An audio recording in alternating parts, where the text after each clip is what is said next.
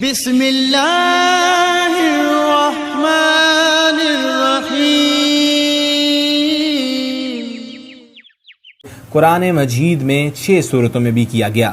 قرآن مجید فرقان حمید میں اللہ تعالیٰ نے حضرت یونس علیہ السلام کو ذنون اور صاحب حوت یعنی مچھلی والا کہہ کر پکارا ہے۔ اسلامی تاریخ کے مطابق یہ معلوم ہوتا ہے کہ حضرت یونس علیہ السلام کا زمانہ 880 سے لے کر 784 قبل مسیح کے درمیان میں تھا۔ حضرت یونس علیہ السلام کے والد کا نام متی تھا اور یہ سیدنا ابراہیم علیہ السلام کی نسل سے تھے۔ حضرت یونس علیہ السلام کی عمر مبارکہ 28 سال تھی جب اللہ تعالیٰ نے انہیں منصب نبوت سے سرفراز کیا اور انہیں اپنی قوم کی خدمت کے لیے عراق بھیجا تھا۔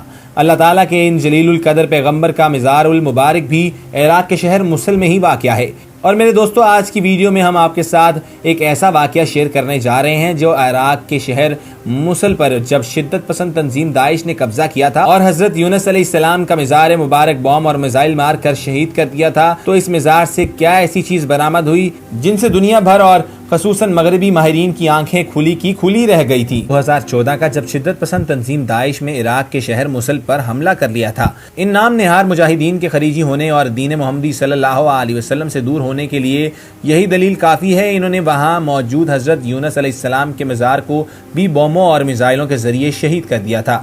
جب داعش نامی تنظیم کی جانب سے یہ ناپاک جسارت کی گئی اور حضرت یونس علیہ السلام کے مزار کو نقصان پہنچایا گیا تو دنیا بھر میں اس کے خلاف مظاہرے ہوئے، کیونکہ حضرت یونس علیہ السلام کا مزار مبارک نہ صرف مسلمانوں کے لیے بلکہ عیسائیوں کے لیے بھی بہت ہی مقدس جگہ تھی۔ چنانچہ جب عراقی فوج کی طرف سے موصل کو داعش کے قبضے سے چھڑانے کے لیے مزار کی بحالی کے لیے ماہرین آثار قدیمہ مزار کے اندر گئے تو عمارت کے نیچے سے ایسی چیز دریافت ہو گئی جسے دیکھ کر پوری دنیا حیران ہو گئی اور ان کی آنکھیں کھلی کی کھلی رہ گئی۔ نائل آن لائن کی رپورٹ کے مطابق مزار کے نیچے 2500 سال پرانی عمارت موجود تھی، جن کے مطابق ماہرین آثار قدیمہ کو اس سے قبل کوئی علم نہیں تھا۔ ان عمارات کے مطابق ماہرین نے یہ خیال ظاہر کیا کہ یہ قدیم بادشاہ اسرحدون کا محل ہے۔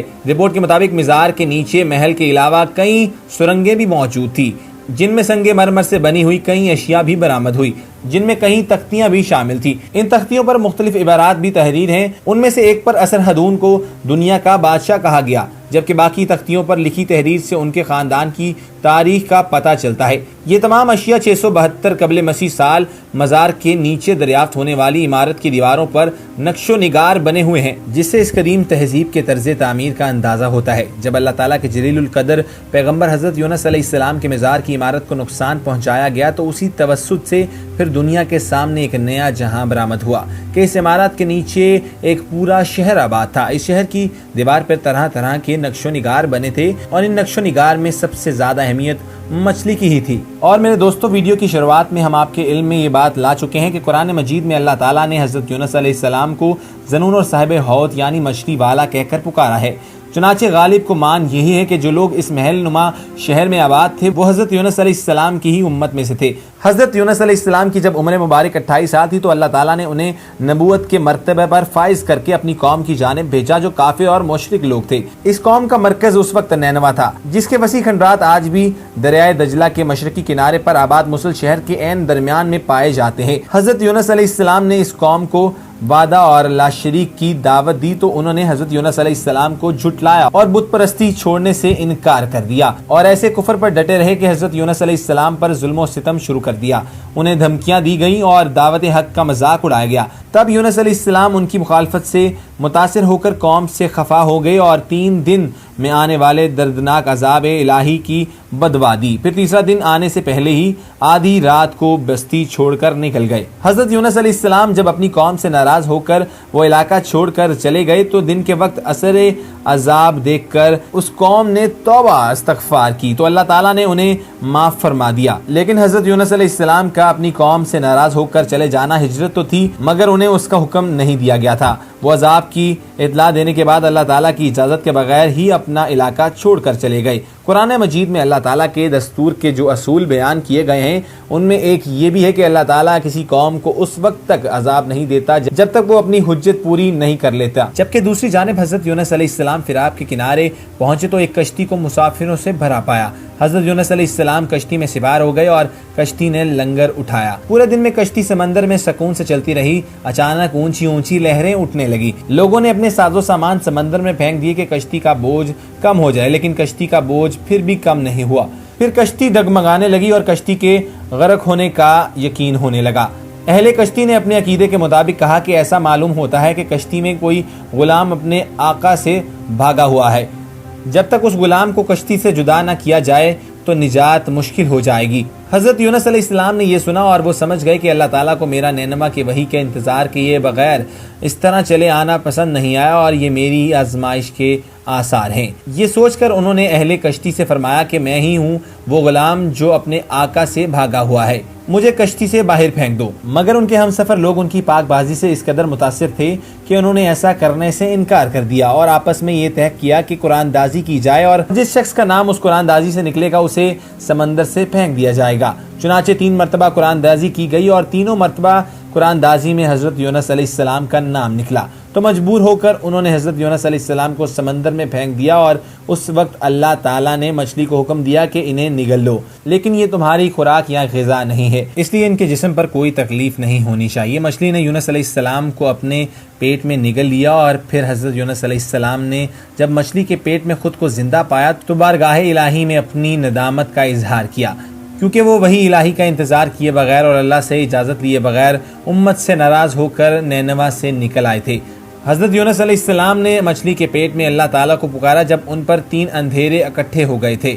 سب سے پہلا رات کا اندھیرا، دوسرا مچھلی کے پیٹ کا اندھیرا اور تیسرا سمندر کا اندھیرا۔ اگر وہ یہ تسبیح نہ فرماتے تو قیامت تک مچھلی کے پیٹ میں رہتے۔ آخرکار وہ اندھیروں میں پکار اٹھے کہ لا الہ انت سبحانک انی کنت من الظالمین۔ اس کا ترجمہ کچھ یوں ہے کہ الہی تیرے سوا کوئی معبود نہیں، تو یکتا ہے، میں تیری پاکی بیان کرتا ہوں، بلا شبہ میں اپنے نفس پر خود ہی ظلم کرنے والا ہوں۔ ابن حاتم میں آتا ہے کہ حضور اکرم صلی اللہ علیہ وسلم فرماتے ہیں کہ جب یونس علیہ السلام نے یہ دعا کی تو یہ کلمات عرش کے گرد گھومنے لگے۔ فرشتے کہنے لگے کہ یہ بہت دور دراز سے آواز آ رہی ہے، لیکن کان اس سے پہلے اس سے آشنا ضرور ہیں، آواز بہت ضعیف ہے۔ اللہ تعالیٰ نے حضرت یونس علیہ السلام کی درد بھری آواز کو سنا تو فرمایا، کیا تم اس آواز کو نہیں پہچانتے؟ یہ میرے بندے یونس کی آواز ہے۔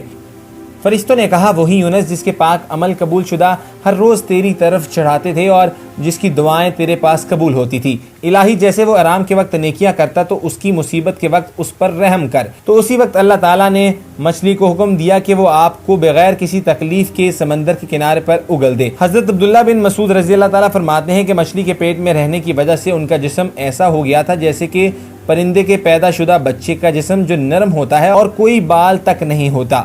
یونس علیہ السلام بہت نحیف و نتما حالت میں خشکی پر ڈال دیے گئے۔ اس کے بعد اللہ تعالیٰ نے ساحل پر ایک بیل دار درخت کو اگایا۔ حضرت ابو ہریرہ رضی اللہ تعالیٰ فرماتے ہیں کہ جب مچھلی نے یونس علیہ السلام کو کھلے میدان میں ڈالا تو اللہ تعالیٰ نے ان پر کدو کی بیل اگا دی۔ اس کے علاوہ اللہ تعالیٰ نے ایک جنگلی بکری بھیج دی جو زمین کی گھاس اور جڑی بوٹیاں کھاتی تھی اور صبح شام آپ کو دودھ پلاتی تھی، حتیٰ کہ آپ کے جسم کی توانائی لوٹ آئی۔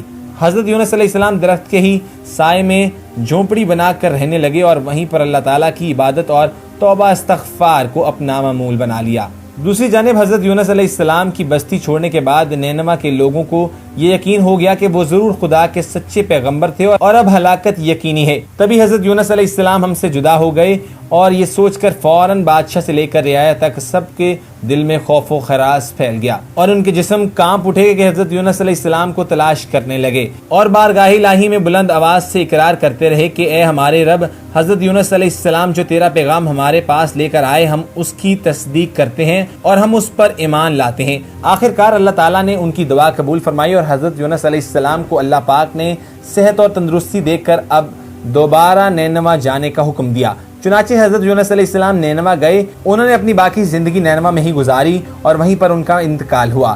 وہیں ان کا مزار مبارکہ ہے جس کے بارے میں ہم نے آپ کو آج کی اس ویڈیو کی شروعات میں بتایا کہ جب داعش نامی تنظیم نے اس مزار کو نقصان پہنچایا اور اس کے بعد اس کی بحالی کے لیے ماہرین آثار قدیمہ وہاں داخل ہوئے تو اس عمارت کے نیچے انہیں پورا ایک جہاں بسا ہوا نظر آیا جو قرآن حکیم اور فرقان حکیم میں بیان کر دیا۔ حضرت یونس علیہ السلام کے واقعات اور ان کی امت کے احوال کی مکمل تصدیق کرتے ہیں۔ میرے دوستو، آج کی اس ویڈیو کا اختتام کرتا ہوں اور